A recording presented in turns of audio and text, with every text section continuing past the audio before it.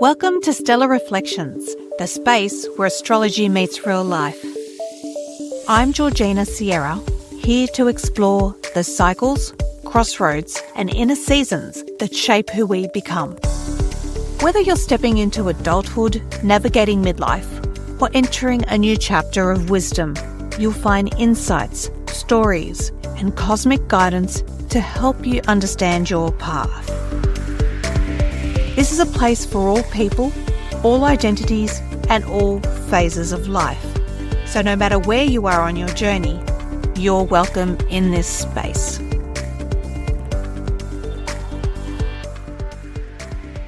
Welcome back to another episode. My name's Georgina, and I'm so excited to talk to you today about relationships. Relationships are pretty big, especially in astrology. And the goddess of today is Juno, and she gives us some really interesting insights into relationships. Now, when it comes to relationships and astrology, relationships are one of the key questions that clients can come to an astrologer with. They can come to you by asking, when will I find Mr. or Miss Right? When will we get married? And I have actually asked an astrologer when I was engaged to be married, when is the best date to get married? And there are specific dates that are ideal. You look at specific asteroids like Juno and planets that can highlight those days, and you compare them to the charts of the couple that are getting married. And so relationships are really interesting. You can look at your birth chart with that of your partner. You compare them with yours in the middle and theirs on the outside, and that shows how they influence you, or rather what they teach you, and vice versa. We also do something called composite charts, where it's like an average of both charts. So, for example, where your sun is and where their sun is, we look at what's called a midpoint, the exact point between the two. And we do that with every other aspect in your chart. And that shows us the composite chart. And it's like the relationship chart. You look at it in comparison to the natal charts of the people involved in this relationship. It's like the relationship is the third person, and what that relationship can teach both parties. So, with that little spiel there, you can hear that, or understand rather, that there are a lot of things that we can decipher using astrology with relationships and gain a better understanding. Relationships also get transformed or can change in midlife. We could also see what type of relationship or what partner or characteristics that we seek in a partner can change. A lot of relationships break down around midlife, and they call it the menopause divorces. And it's like, I got divorced because of perimenopause. Because so many things change, our ideals change, what we look for in a partner change, or we see our partner in a different way. So what can the asteroid show us about relationships, especially Juno? To understand Juno, I'm going to start with her mythology, and this is where I also, like every other episode, say a big apology of how it might be a bit triggering, her story. It's very patriarchal, very binary, very chauvinistic, sexist, not nice. It actually makes me a little angry when I hear her story or even talk about it. But to understand Hera and where she comes from and what she shows us in our relationships, we've got to go back in time. So Juno was known as Hera or Ira. She was known as the goddess of marriage, queen of the heavens, and also known as the triple moon goddess. She wears a diadem with a veil at the back, and this diadem and veil depict the three graces. one called Ephrosyne, which is mirth and joy, Aglaia, which is elegance, radiance and beauty, and Thalia, youth and bloom. And those are names, Greek names, that are used now from ancient times as well. And she will also be accompanied by a peacock, or there'll be a rainbow around her. She holds a pomegranate in her left hand because Hera was known earlier as being the goddess of the dead. And a scepter, on the other hand, which would have a cuckoo on her right. Or should I say cuckoo? But she's one of the oldest goddesses. The thing is, she was Zeus's sister. She was one of the children of Cronus, and she was swallowed along with her siblings, like her father just ate all her children. But she was also released from his stomach, and then she was raised by Oceanus and Tethys while the gods fought the Titans. Now, one day, Zeus saw Hera walking by Mount Thronax, which is a cuckoo mountain, and which is now known in modern Greece as Mount Athos. Zeus was like, "Oh, hello," and he transformed himself into a cuckoo. You probably have noticed Zeus is now being attracted to his sister. Gross, I know. Incest was very prominent in ancient times, the themes that we find taboo now, and ugh, I don't think they mattered back then, especially with the gods, which was just quite odd. I'm sure with the humans it was a different story, but let's ignore that because it's just another issue there.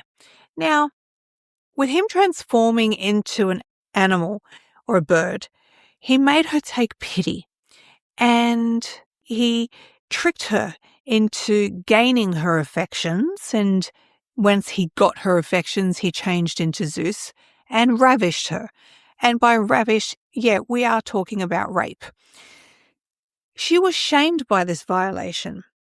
There was no way she could stand up for herself, and she married him out of obligation and guilt. Now, if you turn off this podcast episode right now, I cannot blame you. It's actually really disgusting, to be honest, but that's my opinion. So, she married the guy. She ruled Mount Olympus by his side and had several children thereafter. She had Angelos, who was the god of purification and the underworld god, Agi, Ari, which is Mars, god of the war, the Charites, the Hore, also known as that, the goddess of childbirth, Eileithyia, which is the goddess of liberty and freedom, Eris, the goddess of discord and strife, and she also is an asteroid in astrology. That symbolizes that as well.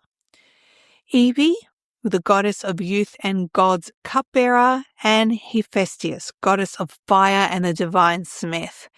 And they had a wonderful honeymoon, apparently, and then the marriage began. Now, there's a Greek saying, and I was brought up with my grandfather saying this quite a bit, even though he had a lovely marriage. It said, marriage is like a barrel which has honey on top but shit at the bottom. When I was growing up, it wasn't just a clear-cut, like oil and water, honey and shit. But, you had more honey on top and it dispersed like caramel around in chocolate swirling around, or, those bundt cakes that are vanilla and chocolate. And, you have some positives and you have some negatives as well. Juno is the higher octave of Venus. So where Venus is about flirting and courtship, Juno is where the real relationship stuff begins.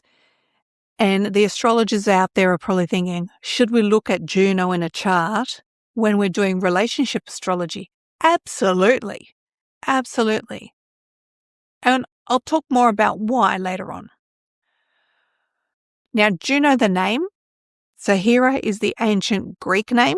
Juno is the ancient Roman name. Juno had childbearing power, or to do with conception and creativity. And she also became the guardian of childbirth and motherhood. the patroness of married women, and she did reside over legal marriage arrangements. And the month of June was sacred to her, so that is how June became known as the month of, the best months to get married, but it was the month of brides. So there's where that tradition is like, oh, I want a June wedding. That's where it comes from. So she was discovered in 1804, the third asteroid to be discovered, and she's ninth in size by mass, so only 3% of Ceres. So even though she's tiny, she was discovered quickly and was designated a dwarf planet, but she has quite a lot. She carries a lot of symbolism. Her orbit is more eccentric than Pluto. So, all the planets go around the sun in a circle, but Pluto goes in an ellipse. Has to be different. Hers is even more eccentric. At one point, she's closer to the sun at the perihelion than Vesta, so further away. And then she goes even further out than Ceres at the aphelion. And she's composed of iron-bearing silicates. She's really interesting, and she's quite spherical, and that spherical nature gives her the dwarf planet status. Her symbol is like a scepter for royalty. It looks like a flower to me. It's got like an asterisk and a cross down the bottom, like a little flower, like how a kid will draw a flower, or how I will draw a flower because I draw like a kid. Her associated rulerships are Libra and Scorpio. So her polarities go from intimacy and balance versus manipulation. And as I've said before, the asteroids do not have their own energies. They have an energetic blending of the planetary energies, and hers is that of Saturn, Pluto, and Venus, which is a really interesting combination. With relationships, Hera really, or Juno, I should say, she's beyond the stereotype. Now, when we look at her mythology, we see that she's a powerful goddess with sovereignty, partnership. She honors the sacred bond of marriage, even though she was forced into this marriage with Zeus. She actually honors it. The problem with this story is, she marries the guy out of obligation. He's the god of the gods, and I'm calling him a guy. Oh well. But even though they're married, he doesn't give a rat's ass, to be honest. He's like, I'll have her married like a politician. She'll do. She looks like the perfect wife. I can have her by my side. Well, I'll go and bed whoever I want. And he did. If it had two legs, it didn't matter if it was male or female. He went for it. And this made Hera mad. Unbelievably mad. And she just, instead of leaving him, she got even. And their marriage became something of this revenge cycle backwards and forwards. She would tie him up and humiliate him. And she stayed with him. And they call that a perfect marriage. No, it's not. You see, because of this, she's seen as the jealous wife. But if we take that out, we can also see how much equality she wanted. She was getting revenge because she wanted equality. She wanted to teach him something. And she stayed with him because she wanted to be loyal. And she shows equality and loyalty in relationships when we look at her in charts astrologically. And relational dignity. She wanted to keep her dignity. She was forced into something and she was trying to retain her identity beyond this, even though hiding what was happening. So with her symbolism in charts, we can see that Juno can show us long-term commitment. She can show us about the agreements that we make in our lives, what we require from a partnership, how we seek fairness, loyalty, and relational justice, and where we seek equality and mutual respect in our relationships. In the modern day and age that we're in now, even though one day we will be ancient ourselves, you see, we need to look at the emotional workload that we're experiencing in relationships. It's very easy to not have a balance. And women, and those who identify as women, usually will take a load that they never asked to take a load on in their relationships, especially if they have children. And it's also the mental workload that is associated with that. You can see, and there's a lot of things out there now, especially in social media, they make fun of it about how, you may have seen these videos and memes where this is how a woman leaves the house. Have I packed this? Have I packed that? What if this, if I need this, I need the nappies. Oh, wait a minute, the kid won't be happy. Maybe I'll get those colouring in books. But what if it's hungry? Maybe I'll get that snack. But if it doesn't want that snack, maybe I should get another snack. And it goes on and on and on and on to the point where she walks out of the house and she's forgotten her keys. What does the other partner do? Where are the keys? Usually male. That's it. Where's the equality in that? Even though the other partner may take on the physical load equally, the mental load is hidden and it's insidious and it's constant chatter in that person's brain, and it's exhausting. So there is an emotional workload involved in modern day relationships. The domestic roles. How many women are working from home, but they're still carrying that domestic role? They may be pulling 8-hour days. Their partner may be going to work to the office, or they do a physical job. But is it equal? Their partner might have a physical load in the physicality of their job, but the partner that's staying at home, either working from home but also looking after the kids, it's exhausting. It's not equal, because the one at home is doing physical and mental load. The one at work might be more physical than mental. There might be an equality in the weight of the roles, but is there really? And you will know this by how each partner feels about the load that they've taken in those domestic roles. We also look at financial partnerships. Is it equal? Does one earn more than the other, and are they okay with that? Their communication styles could be different. Are there communication blockages? Is it equal? And the respect for each other's autonomy. Do these partners in this relationship respect each other for who they truly are as they are? And so Juno shows us, she's like this goddess archetype that guides us towards balanced relationships. And in these inequalities, you can see things such as infidelity, power struggles, resentment, emotional neglect. There could be overfunctioning and underfunctioning, and patterns of settling for less. Do we just settle because we think we don't have faith in ourselves, and they're like, oh, well, this is the best I can get. I might as well settle down for them. A lot of people have said that. I'm not saying it lightly. Hera and Juno. Her myth mirrors the places we feel betrayed and unseen in our relationships. Maybe we betray ourselves and don't see ourselves for who we truly are.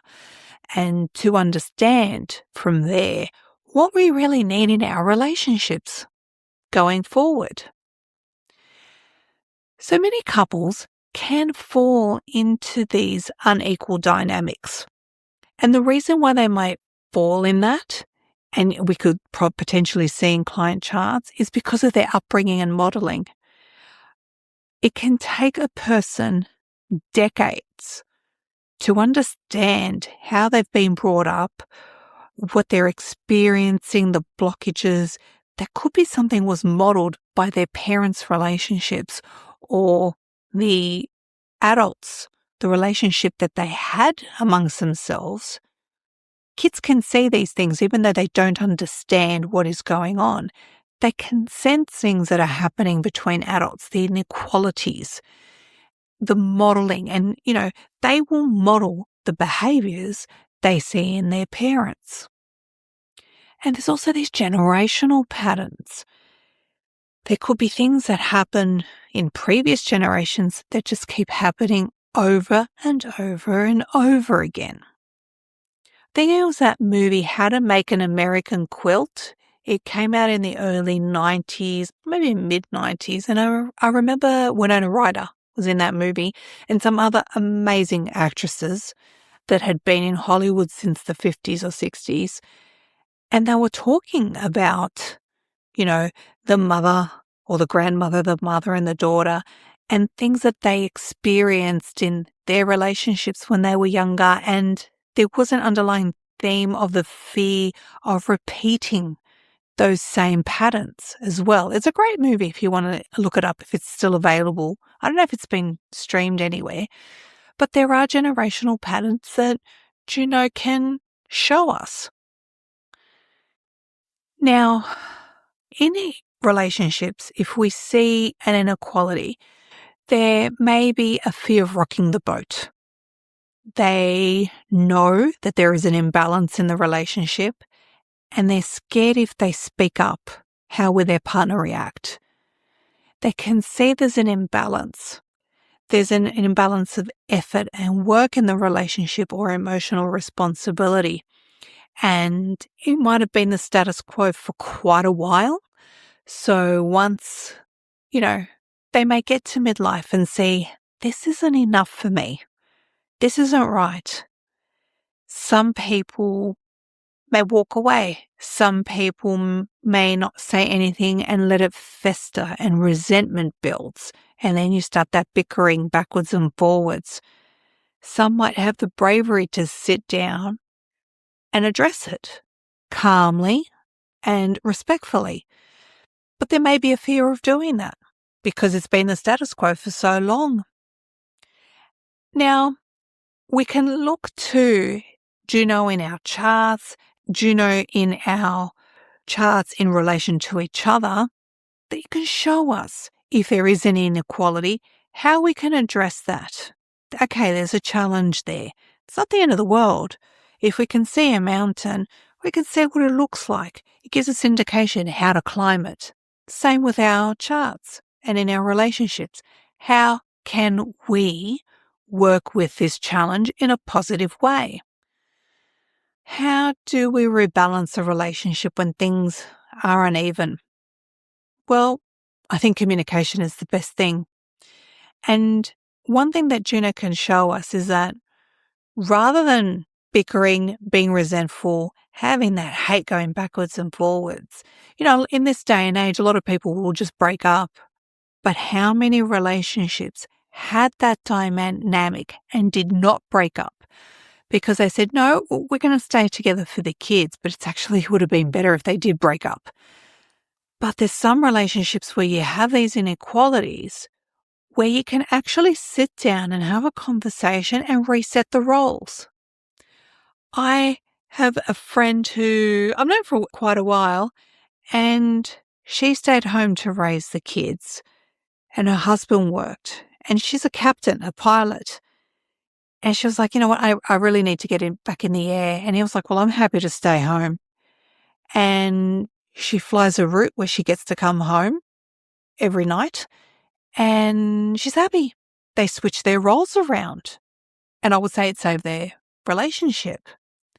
So, you could reset the roles. You could renegotiate expectations with each other and communicate. You might feel resentful about something. Don't attack the partner, but talk to them going, look, about this is how it makes me feel. You might think, oh, I'm paranoid or, it's all in my mind, but I don't think so. I feel this. I've been feeling it for a while and I want to talk about it. Can we change things?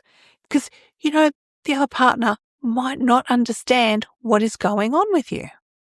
You need to have that open communication, clearer communication.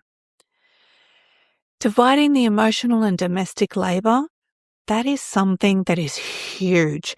And I've personally experienced that as well. I found at one point, it's just too much work, cooking, getting everything sorted at home. Now, my partner pulls really long shifts at work as well. So I think it's unfair, to be honest, for him to be pulling a 12-hour shift and I'm at home all day not working and not have at least prepared dinner. I mean, by the time he gets home, I'm hungry too, you see. But honestly, help each other out. But it got to the point where there were some days where he was home and I was still cooking. And I'm like, well, why don't you cook? And to be honest, he's a better cook than I am, but don't tell him I said that because I'll never live it down. But in all honesty, I found myself at one point and recently in the past year, I am going through perimenopause. Metabolism's gone to crap. I have to eat differently. And, my partner told me, why don't you have a high protein, high fiber diet? And I'm like, ugh, I'm just lazy. How am I going to do that? And I'm going to have to reconfigure everything and then cook for the kids separately. And I'm just like, look, that's just too much on my plate. And I said to him, hang on, you're into all this health and fitness stuff. You know this better than I do, and you cook better than I do. Why don't you do it? Why don't you take the time to schedule the meals and cook them when you can, and when you can't, tell me what to cook, if there's any specific way to cook it even. And guess what? He did. And from my mind, I don't have to plan tomorrow's meals anymore. He's taking that over. He has something else on his mind that changes things for him. Like he's not always thinking about work or, other trivial things. Believe me, I have the greater mental workload. But for me, not having to think about the meals has been a game changer. But that's for us. For you and your relationships, it could be something different. You might be the better cook that doesn't cook at all, and you're taking it on yourself. You may find, like, I hate cleaning toilets. My partner cleans the toilets. He hates ironing. I love to iron. Vacuuming.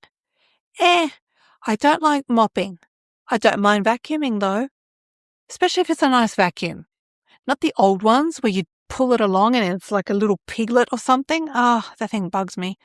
But the modern ones, like a Dyson or something like that, yep, I don't mind. Share the chores. I'm sure there are chores that you hate that your partner doesn't mind, and vice versa.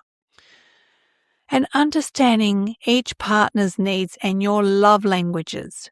Juno shows us our love languages. Everyone has different needs. There could be something that you say that totally bugs the crap out of your partner, and vice versa. Talk and say, that bugs me. Can you just stop it? I think you've overdone it. You could even use the excuse of the rule of 3 of comedy. You've said the joke 3 times. That's enough. And if you're not familiar with the rule of 3, next time you watch your favorite sitcom or comedian, listen carefully to what they say, not just for them to make you laugh. You will notice that the joke will come back and link through 3 times. It's a really fun game.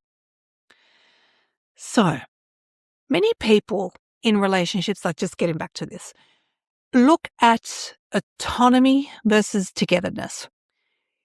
Many people can struggle between wanting independence and wanting closeness.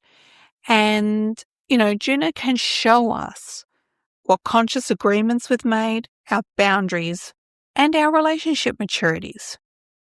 You could be someone who wants to be independent in their relationships, who there are the specific boundaries, the specific non-negotiables with their partner. You might not want to give up your financial freedom. You might want to live in separate dwellings. I know of many couples who've divorced, and as individuals, when, like a friend of mine, she divorced recently. She now has a new partner. There is no way in high hell she will ever live with anyone again. But she's happy to be in a relationship. They both have children that have grown up. They're happy to parent each other's children as well as their own. They're happy to do everything. But at the end of the day, they want to go to their own home. That works for them. I've heard of couples who live on the other side of the world and they're faithful to each other. as far as we know. They might have an agreement. Who knows? That's their thing. Whatever works for you. You could either live together, live apart. The thing is, Juno encourages us to live our truth in our relationships and what we want, and not to settle for anything less. Now, Juno can also reflect patterns we have learned early in life, especially, as I said, mirroring from our parents or the adults that raised us. And we can see that there are parent-based patterns that we may see in our lives. We can see, oh, okay, so maybe your parents did not have a healthy marriage, and you might see these patterns come up in your own relationships as you're an adult. And it's quite an effort to unlearn those, to identify them and not to attract them, and finding a way of attracting healthier connections. You may see that you attract the same type of partner in your life, especially in our 20s, if we're not that lucky to find our other half that early. And we're like, why do I keep attracting this same person? There is something in you that you need to work on. There is something in you that may be related to those patterns that you need to address and identify. Juno shows us how can we identify these things, attract healthier connections, and build relationships that can mirror mutual regard between both partners. And we really need to step out of savior or martyr roles. Really need to. Hera, she's pretty much like, I'm stuck with this guy. Oh, woe is me. When she's like such an old goddess. And by old, I mean, really high up royalty, older than a lot of the other goddesses. Why should she settle for this? Why? So, a Juno-centered relationship. So if your Juno is healthy, you will see that there is equal power in your relationships. There is a shared purpose and a mutual admiration. I admire my partner for being a really good cook. Again, I won't admit it. And I'm admitting it publicly all over the world right now. But he's also an Aquarius, and he can shut things down and just move on from things so well that as a Libran, I'm like, how on earth did you do that? I admire it. How did you do that? Librans aren't like that. It's something I'm learning with healthy boundaries.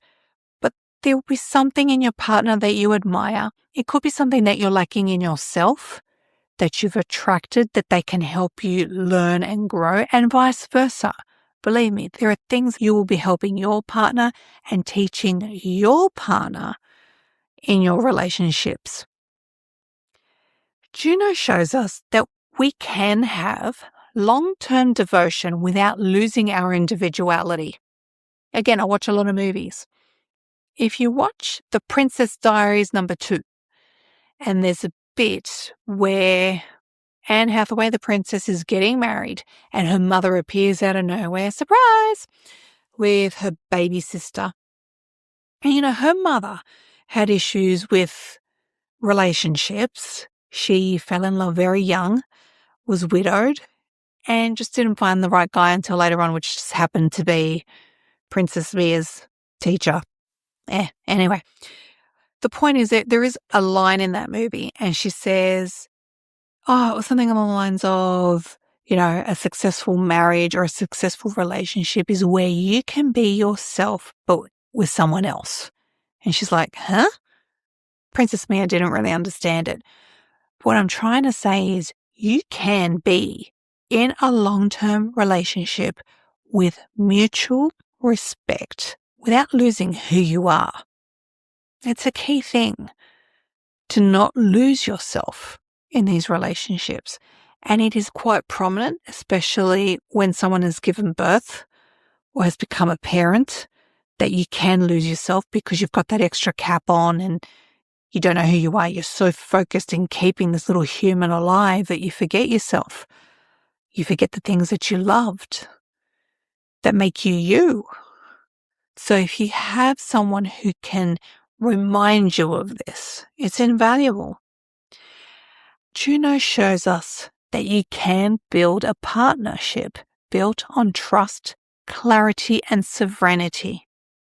You can rule Mount Olympus without having been ravished, so to speak, without having been violated, having an equal partnership with someone who loves you and respects you for who you truly are.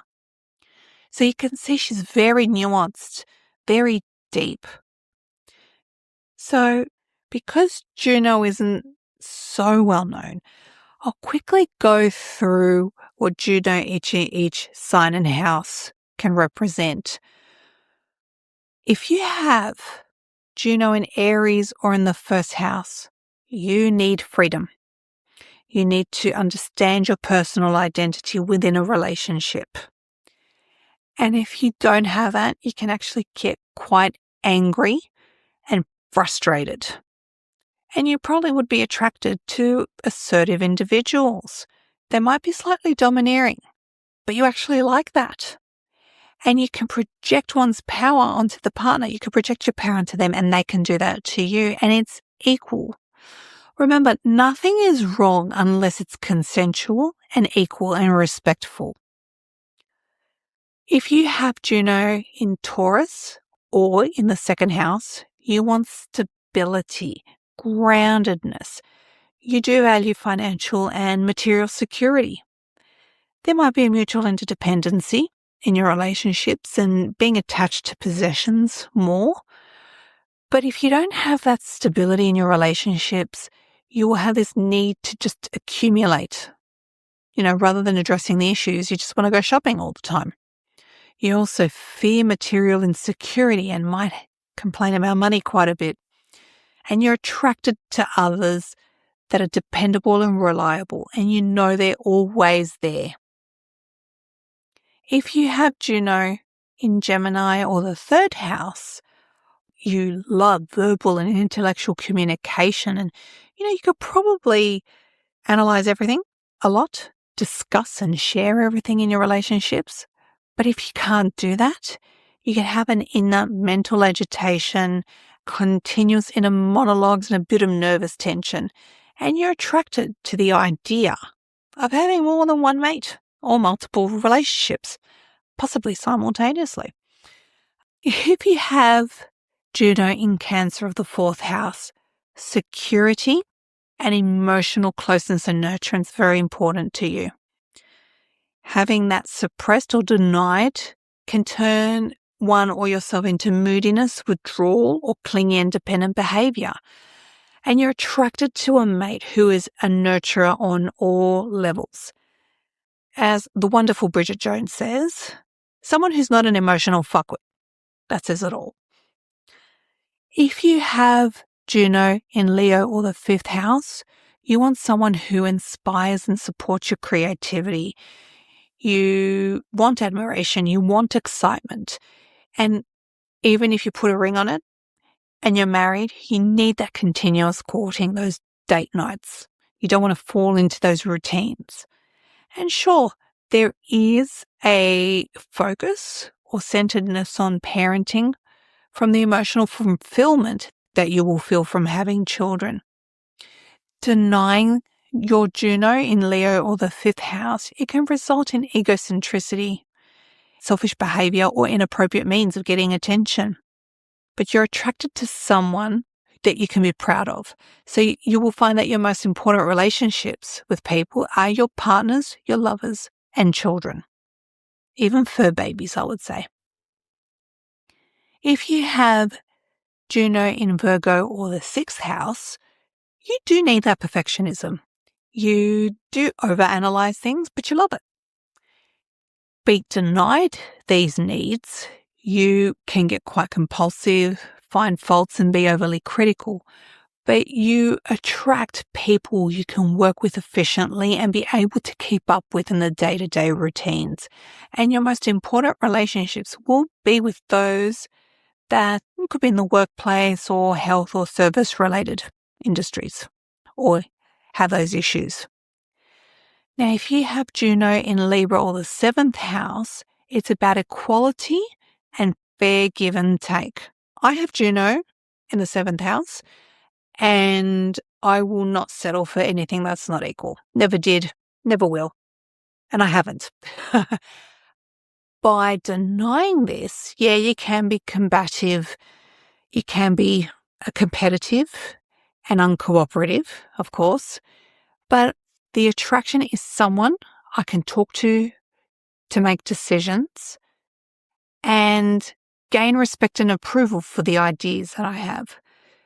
Does this mean that I need to run by things that the other one has to say, yes, I approve for me to do it? No. I find that even as a Libran myself, I know what I want, but the things that I want, like I'll break down to 2 things. They're so good. They're so close to each other. I just cannot decide. I made my decision. It's both. Just need someone to tip you in the right direction. If you have Juno in Scorpio or the 8th house, you crave emotional and sexual intensity. You need that deep, intimate bonding with a partner. One-night stands don't do it. Just fake stuff doesn't do it. You need a good connection. Suppressing this can lead to sexual withdrawal, trust, power, and sexuality issues, manipulation, jealousy. But you are attracted to people that you do get their attention from them and that you can share your finances and your possessions with equally. If you have Juno in Sagittarius or the 9th house, it's about having a common belief system. You need that in your relationship. Intellectual stimulation. You can't settle for a dum-dum, as I say. Someone who can you can talk to and you can share a vision of the future with. Any suppression or denial of your needs can lead to coming across quite stubborn and having inflated expectations of the future. So you'll be attracted to someone who is a teacher. You can share ideas and philosophical concepts with, and you can, just have those deep conversations, and it's like solving the life, the universe, and everything. And foreign contact is quite attractive to you. Partners that are from overseas, from different cultures and countries, are something that you look into or look for in a partner. You find that more attractive, I should say. If you have Juno in Capricorn or the 10th house, you need depth. You're pretty much someone who would marry, in inverted commas, their career. And you do have your quite important interactions in your life for your professional career. And you want long-term commitment, closeness, and nurturance. You want that security. Denial of this can result a feeling of that you're not being respected and your stability is being threatened. You might start to control your partner and want them to be obedient, and you may withdraw emotionally. You are attracted to someone who can give you social status, like a politician's husband or wife. Or you can marry someone that is of a higher status. Just think that if there's a prenup involved, you'll go for it. Not necessarily, though. You just want someone that you can be proud of. If you have Juno in Aquarius or the 11th house, your partner needs to be your best friend, accept you for who you are. And your relationship unit can extend to partners, friends, and associations. So your partner's friends will become your friends. You want to be an individual and have a life separate from your partner. They're not the be-all and end-all of everything, but they are a part of your life. And if you don't feel that freedom, you could feel a bit erratic, you could become unreliable and just don't want to commit. You're attracted to friends and social associates, everyone pretty much.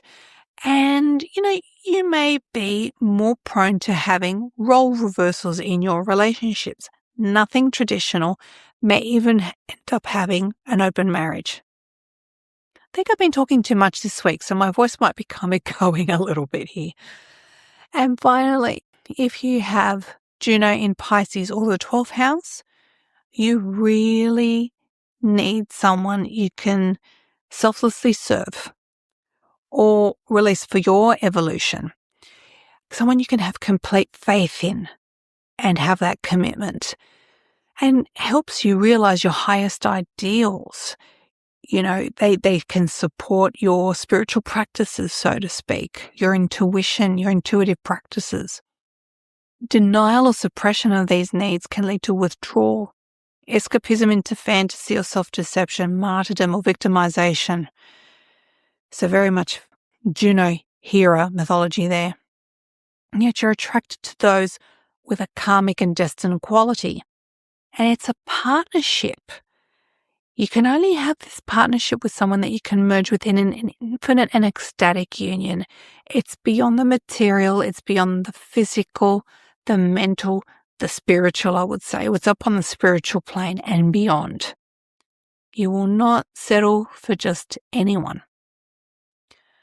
So, in summary, Juno shows us and represents a committed partner and dedication to the principle of commitment. Not necessarily marriage. She shows us how we can develop our personal security, respect, honor, and integrity. And she also shows us how we can learn about our freedom and our power in our relationship. I always say, yeah, sure, put your partner in a cage, but never close the door. If you close the door, the minute that opens, they're gone. If you leave it open, they come and go as they please, but they will always, every night, come home. And Juno shows us that the people that will come into your life will test your judo, Achilles heel, so to speak. They will really test your weaknesses in your relationships. They will really push your buttons. And she symbolizes the need for a relationship, the refusal to accept inequality and injustice that can result from poor communication with your partners. Juno is about being true to yourself and your partners. So if there's anything you take away from today's episode, look at how you're being true to yourself and your partner. And if you don't have that conversation, you will see that with midlife, things do change, your ideals do change, and you will question your partnerships. But you need to evolve within yourself before you do anything else on the outside. And the key relationship also is to look at the relationship you have with yourself. I hope this has resonated with you and has been helpful with you today. I am opening up this podcast to guests. I'd love to have you on. If you'd like to send me a pitch, just go to my website and send me a message. And also, I'm hoping to have some special guests coming up in the coming weeks as well. Thank you so much for joining me today, and I'll see you next time. Thank you for spending this time exploring the cosmos within and around us. I am grateful to share these reflections with you, and I hope they offered you a moment of insight, grounding, or reassurance. A special thank you to my producer, Jen Brown of JJ Boots Productions, for her care and support behind the scenes. Intro and outro music, Pulse Width by Tony Vodnik, licensed via Pixabay. If this episode resonated, feel free to share it with someone who may need it. You can find more of my work on my website, Instagram, or Substack, where I offer astrology for every stage of life. Until next time, may your path be clear and your inner light steady.